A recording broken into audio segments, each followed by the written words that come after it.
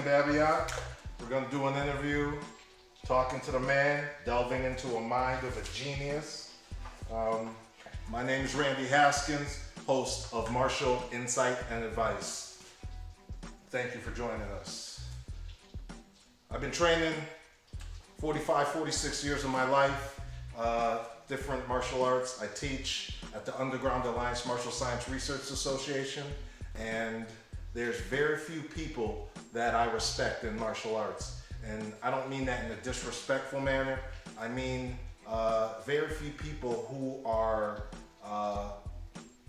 individuals within this fraternity.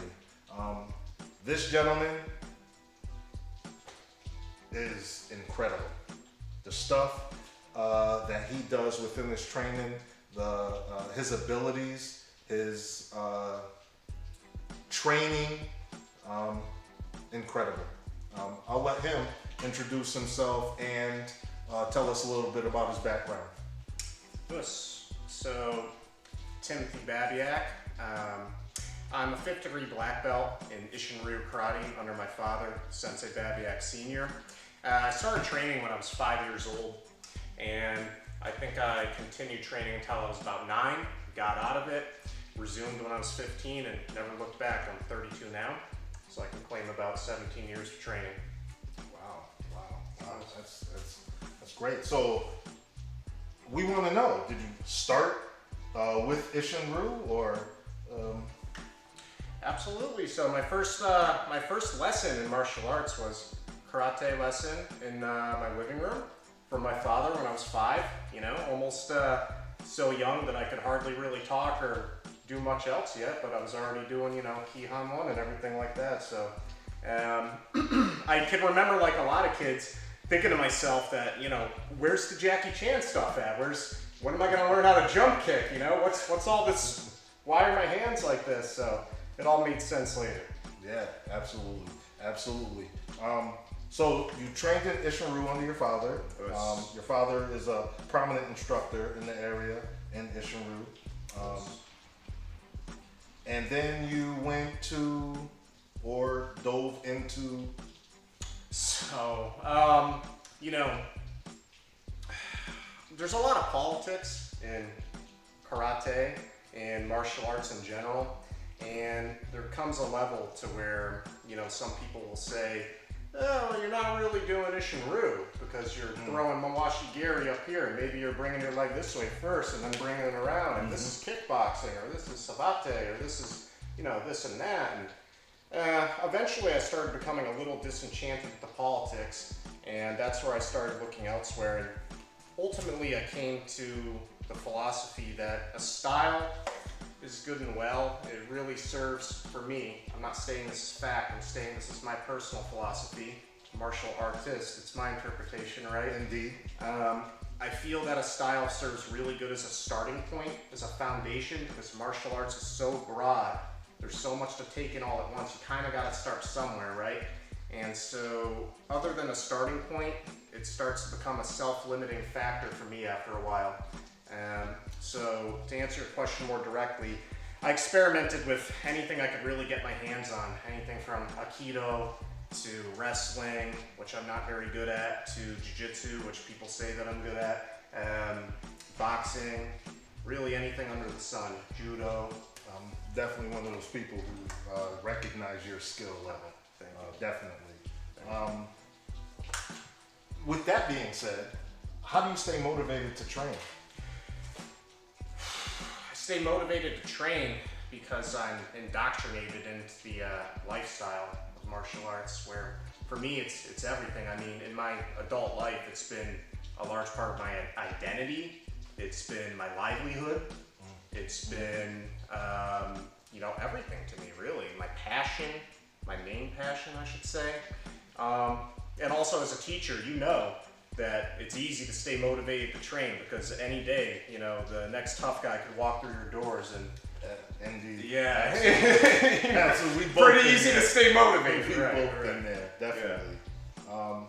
How has your martial journey affected or enhanced your life? I mean, like I said, it's been my life, so I can't really imagine my life without it because it's been so much of who I am. I mean, I'm someone that literally, you know, for a lot of my young adult life lived in my dojo in a literal sense. And, you know, as you know, lived like a minimalist. It's pretty much was just minimal food, water, train, repeat the next day. Wow. And that's, you know, been a lot of my life. Yep. How long would you say you traveled that path? I would say I started traveling that path when I was about 19, and straight up until I was about 28. Wow. Yeah. Wow. Wow, that's impressive. Thank you. Highly impressive. It was, Is there anything you wish you had done differently in reference to your martial journey? no, I don't really believe in that type of thinking. I think that's mental weakness. I think that there's always a silver lining, you know, that you can get even out of something that doesn't seem necessarily ideal that you may have done. At the very least, you know, it's experience. You know, if I did something wrong, or if I did something inadequate, or if I said, oh, I wish I got into this sooner, or whatever, it doesn't matter. Maybe I can teach one of my students, like, hey, you should get into this now, if I see that they should gravitate towards a path that maybe I thought I could have gotten sooner. Any regrets or anything like that, I think that's a weak way of thinking. It has no place in a warrior mindset. Okay. How about, let's say, do you have any personal goals within your training, or goals that you're trying to impart onto your students? Do I have any personal goals within my training or goals that I want to impart to my students? I mean, Messages, goals through your training? not really. I mean, some people don't think of me this way, Sensei, but some people think that I can be kind of arrogant and whatnot, but I kind of think of myself as someone who doesn't have a lot of hubris. You know, I think that it's almost for me that I don't have enough ego to really have these type of goals. I mean, my only real goal was to proselytize martial arts more because I love it. I kind of have this philosophy that if you love something, it's kind of your responsibility to share it and spread it out more.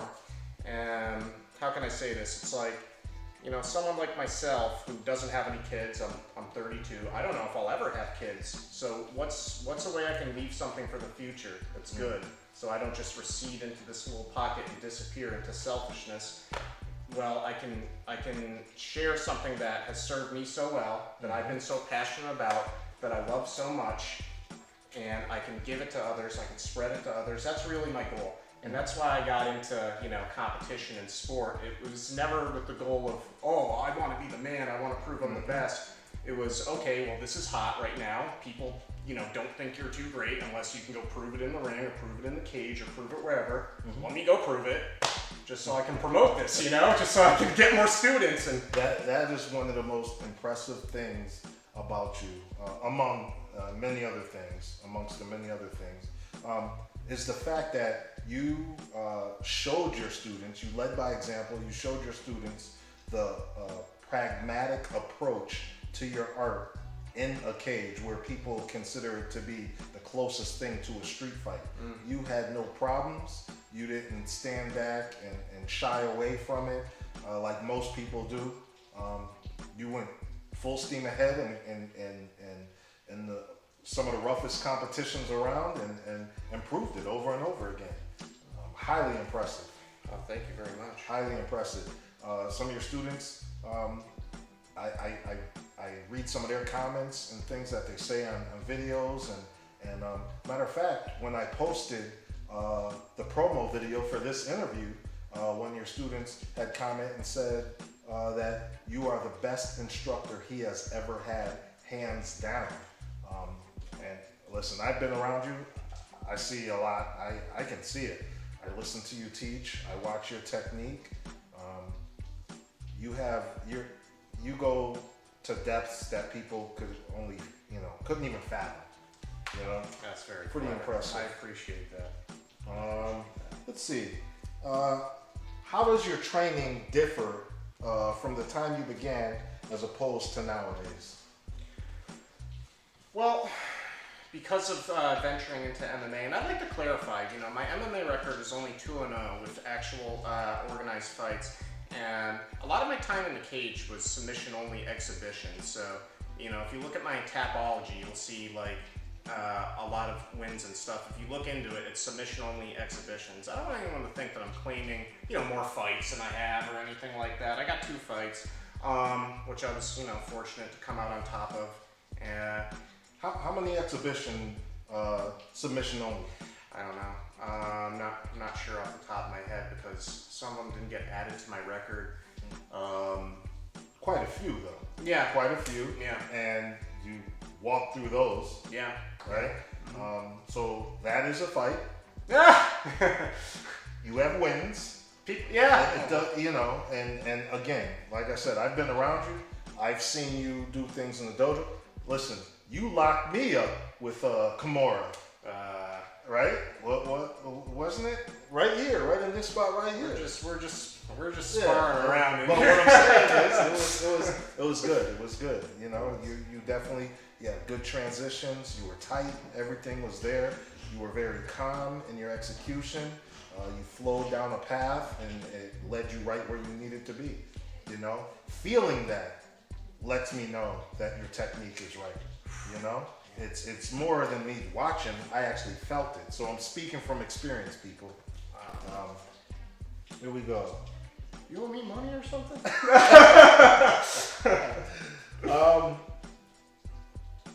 From a fan's point of view, all right? I want you to think about this.